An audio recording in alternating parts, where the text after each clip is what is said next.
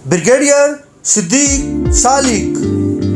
सिद्दीक सालिक को दिसंबर 1969 में 2 साल के लिए ढाका पोस्ट किया गया था और यूं दिसंबर 1971 में उनकी मियाद पूरी हो रही थी, लेकिन नामेहरबान हालात ने एक ऐसी करवट ली कि दिसंबर 1971 में वो ढाका से वापस रावलपिंडी आने के बजाय जंगी कैदी बने और 90,000 साथियों के हमरा सूए भारत रवाना हो गए।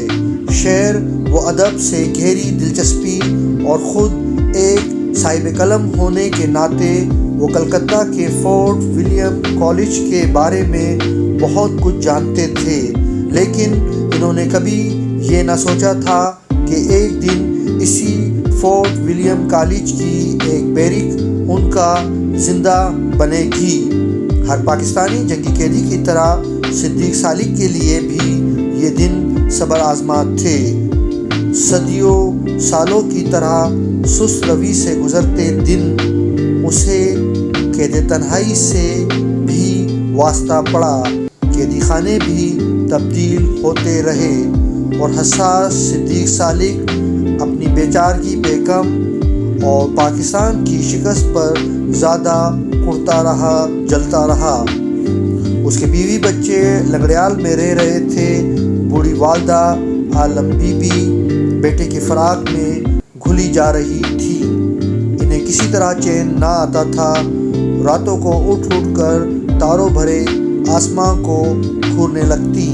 शायद बहुत दूर कहीं मोहम्मद सिद्दीक भी इन तारों को देख रहा हो। वो कुछ दिन लंगड़ियाल रहती और कुछ दिन मंगलिया बेचैन ममता अंगारों पर लौटती रही। 1973 के अवाखिर में जंगी कैदियों की वापसी का चर्चा हुआ। मंगलिया की आलम बीबी की बूढ़ी आंखों में एक नई चमक आ गई। ये सितंबर का तीसरा हफ्ता था जब कैदियों की वापसी शुरू हो गई। आलम बीबी को मुबारकबाद देने वाले आने लगे। उसने सारी ज़िंदगी सिद्दीक की नज़र कर दी थी और वो सिद्दीक 2 साल दुख उठाने के बाद वापस आ रहा था, लेकिन कुदरत को कुछ और ही मंजूर था। 21 सितंबर 1973 को आलम बीबी दुनिया से रुखसत हो गई।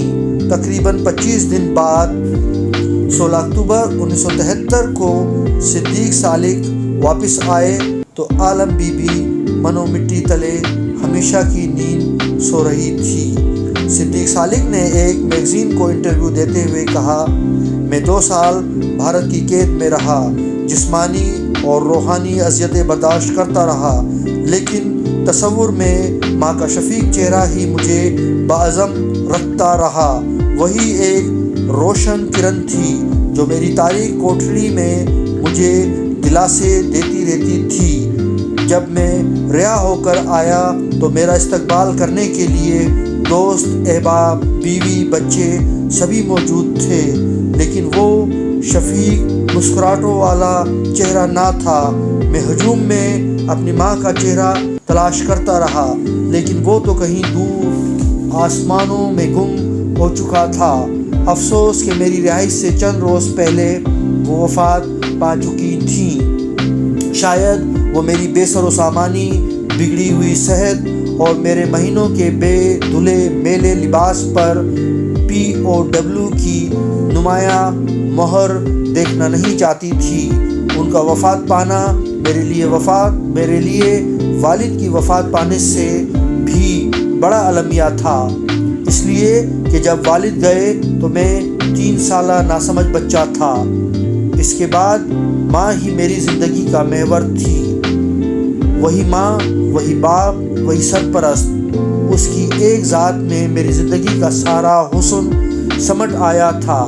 वो महवर ज़िंदगी से निकल गया और मैं एक खिला का शिकार होकर रह गया।